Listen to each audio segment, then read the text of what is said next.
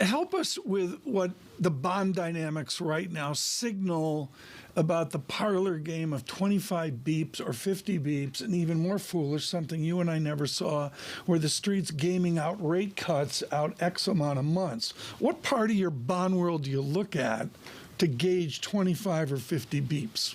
So as Mike was going through the data, in my mind, I was also replaying a lot of the inflation data, which has stopped printing at 0.5, 0.6, 0.7 per month, and is now in the 0.2, 0.3, 0.4.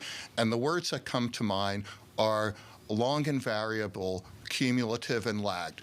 The impact of a year of very aggressive central bank tightening and quantitative tightening are starting to bite the economy, and they're biting hard. So things are slowing down.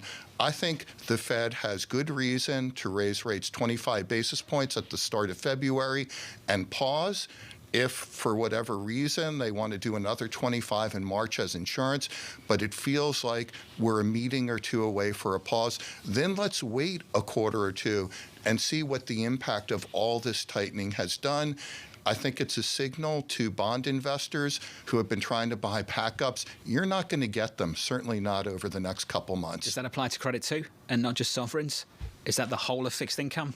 So where we're seeing money come into the bond market, it's going into aggregate bond funds. Investors are making the decision, get me into bonds, I want a general bond fund, or they're going into a general municipal bond fund. So the investment grade space is going to appreciate. The securitized market, the mortgage market, the investment grade corporate market. The one thing I did get wrong, which you've been very polite about, is the high yield market. It's been rallying like crazy because recession still looks in the distance, although this data says it's not quite as far out as maybe. Let's finish on that.